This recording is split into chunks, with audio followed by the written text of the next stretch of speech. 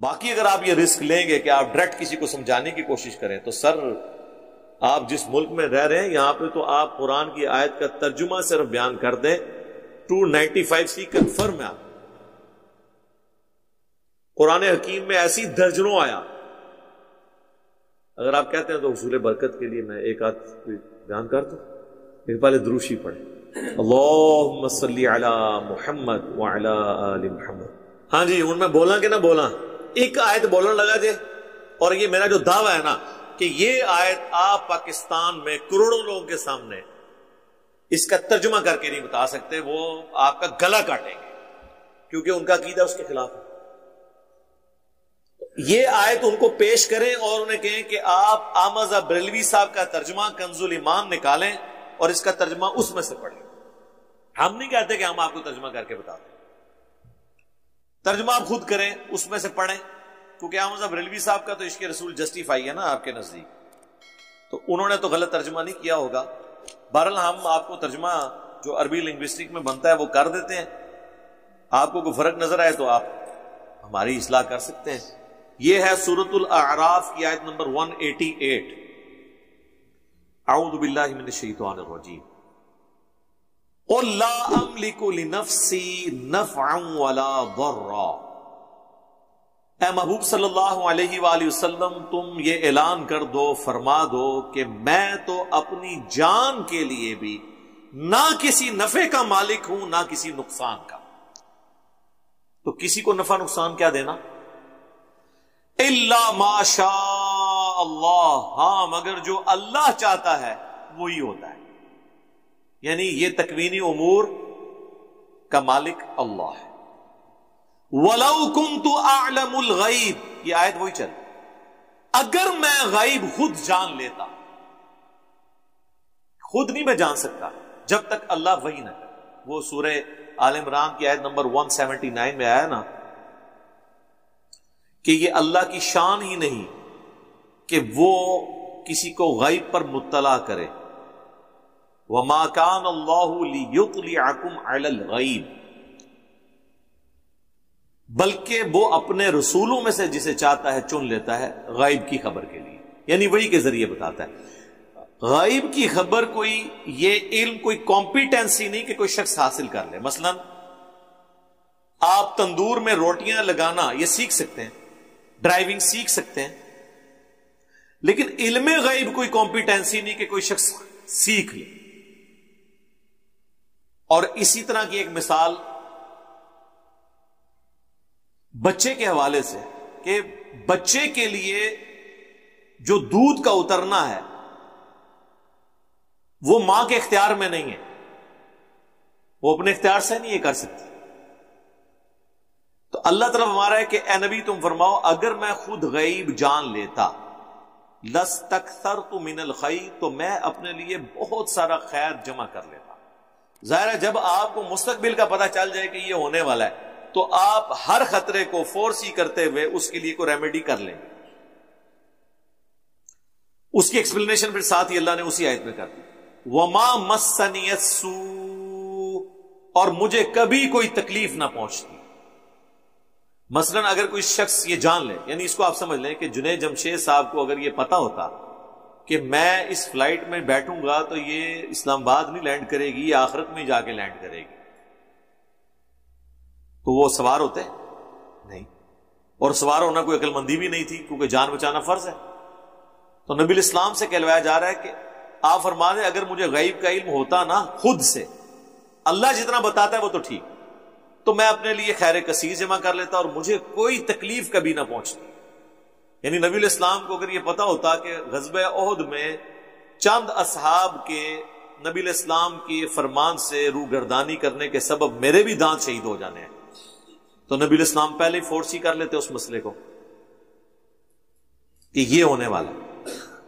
تو نہیں ہوا ایسا. ان انا الا نذیر و بشیر. میں تو نہیں ہوں سوائے اس کے کہ میں ڈر سنانے والا ہوں اور خوشخبری دینے والا ہوں.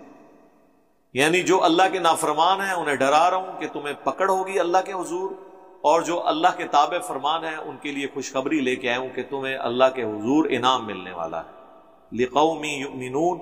اور یہ ایسے لوگوں کے لیے کہ جو بات ماننا چاہیں، جو ایمان لانا چاہیں، جو نہیں ماننا چاہتا دفع ہو جائے۔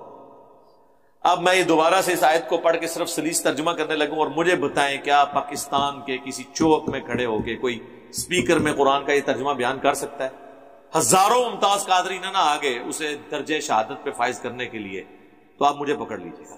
آ رہا ہے یہ میلاد کا مہینہ، آپ ہمت کریں 12 ربیع الاول کو آپ یہ آیت ترجمے کے ساتھ لگا دیں کسی چوک میں کہ نبی تم فرماؤ کہ میں تو اپنی جان کے لیے کسی نفع اور نقصان کا مالک نہیں ہوں مگر جو اللہ میرے لیے چاہے، اور اگر میں خود سے غیب جان لیتا تو خیر کثیر جمع کر لیتا، مجھے کبھی کوئی تکلیف نہ پہنچتی۔ میں تو نہیں ہوں مگر ڈر سنانے والا اور خوشخبری دینے والا اس قوم کے لیے جو ایمان لانا چاہے، جو بات ماننا چاہے۔ ہاں یہ کر کے بتائیں سارے بابے فارغ جی۔ لوگ کہیں گے کہ اگر اللہ تعالیٰ کے محبوب صلی اللہ علیہ وآلہ وسلم کے لیے قرآن میں یہ بات آ رہی ہے کہ نبی تم فرما دو کہ میں تو اپنی جان کے لیے کسی کے نفع و نقصان کا مالک نہیں ہوں، تو لوگ کیا کہیں گے؟ بابت شاہی کوئی نہیں۔ ہاں مزہ ہے، تو لوگ پھر یہ کہیں گے بابت شاہی کوئی نہیں۔ تو پیغمبر کی اگر انہوں نے مان لی ہوتی نا تو یہ سارے بابے فارغ ہو جاتے۔ لہذا کسی حد تک یہ جسٹیفائی ہے جو کہتے ہیں قرآن حدیث ڈائریکٹ نہیں پڑھنا چاہیے ورنہ گمراہ ہو جاتا ہے۔ ظاہر ہے وہ ان کے وہ عقائد پھر جس کو وہ عقائد کلیم کیے میں وہ فارغ ہو جائیں گے، آپ وہ پیش ہی نہیں کر سکتے۔ جو لوگ بزرگوں کے لیے، اماموں کے لیے معصومیت کا عقیدہ لے کے بیٹھے ہیں، ہم انہیں کہتے ہیں بزرگوں اور اماموں کی معصومیت تو چھوڑ دیں، آپ ذرا پہلے انبیاء کی معصومیت ثابت کریں قرآن سے جو آپ نے کلیم کی ہوئی، تو پھر ہم حضرت آدم علیہ السلام سے شروع ہوں گے۔ کیا حضرت آدم علیہ السلام سے اجتہادی خطا نہیں ہوئی؟ انبیاء کے بارے میں معصومیت صرف یہ ہے کہ انبیاء گناہ کبیرہ نہیں کرتے، گناہ صغیرہ نہیں کرتے، گناہ والا کام وہ نہیں کریں گے، لیکن ایسا عمل ان سے سرزد ہو سکتا ہے جو اللہ تعالیٰ ان کی شان کے لائق ان سے پسند نہیں فرما، اسی کو آپ خطا کہتے ہیں۔ ہاں بعض اوقات انجانے میں کوئی ایسا کام بھی ہو سکتا ہے جو بہت بڑے لیول کا ہو، جس طرح موسیٰ علیہ السلام سے بندہ مر گیا، لیکن ظاہر ہے کہ دنیا کی کسی عدالت میں بھی اگر مکہ مارنے سے بندہ مر جائے تو اس کے اوپر قتل کا مقدمہ نہیں بنتا، کیونکہ یہ انسٹرومنٹ نہیں بندہ مارنے کا، وہ موسیٰ علیہ السلام کے مکے سے ہی بندہ مرا ہے، تو انہوں نے مارنے کی نیت سے یہ نہیں کیا۔ پھر بھی آپ قرآن میں دیکھیں حضرت موسیٰ علیہ السلام کہہ رہے ہیں کہ شیطان نے مجھ سے یہ کام کروایا، انہوں نے اللہ سے اس سے بھی معافی مانگی ہے۔ نوح علیہ السلام نے اپنے کافر بیٹے کے لیے دعا کی ہے، اللہ تعالیٰ نے کتنے سخت الفاظ میں حضرت نوح علیہ السلام کو کنڈیم کیا، اور حضرت نوح علیہ السلام نے پھر اللہ سے معافی مانگی، وہ الفاظ بھی نہیں آپ پبلک کو بتا سکتے۔ ہمارے نبی علیہ السلام کے بارے میں سورہ توبہ میں آیا کہ اے نبی اللہ آپ کو معاف کرے، آپ نے ان منافقین کے بہانے کیوں سن کے انہیں جانے دیا، غزوہ تبوک سے یہ بھاگ رہے تھے، اللہ آپ کو معاف کرے۔ اب یہ آپ کسی کو کہہ سکتے ہیں؟ سورۃ الانفال میں غزوہ بدر کے قیدیوں کے بارے میں اتنے سخت الفاظ آئے کہ اگر وہ ایک آیت پہلے نازل نہ ہوئی ہوتی تو ہم آپ کو اور آپ کے ساتھیوں کو عذاب دیتے، جو آپ لوگوں نے غزوہ بدر کے قیدی جو ہیں قتل کرنے کی بجائے فدیہ لے کے چھوڑے۔ اور یہ تو ایسا مقام ہے کہ بریلویوں کے سب سے بڑے موجودہ دور کے عالم دین فوت ہو چکے ہیں، پیر کرم شاہ صاحب الازہری جو جسٹس بھی تھے، الازہر یونیورسٹی سے پڑھے ہوئے تھے اور وہاں کے پوزیشن ہولڈر تھے، اور ان کے مدرسے کو آج بھی 4 سیٹیں کوٹے کی ملتی ہیں الازہر یونیورسٹی مصر کے اندر، اتنا وہ ان کا ریکارڈ کرتے ہیں۔ انہوں نے ترجمے میں یہاں لکھا کہ اے نبی تمہاری اجتہادی خطا کی بنا پہ ایسا ہوتا ہے، اجتہادی خطا انہوں نے بریکٹ میں لکھا ہے۔ تو جب انبیاء اکرام کے بارے میں قرآن میں یہ واقعات رپورٹ ہو رہے ہوں، پھر ہم یہ بات کہنے میں کیا حق مجارم نہیں ہے کہ بابت شاہی کوئی نہیں ہے کہ نہیں؟ ویسے اگر یہ میرا جملہ آپ کاٹ لیں تو وہ تو لوگوں کو یعنی دھواں نکلے گا.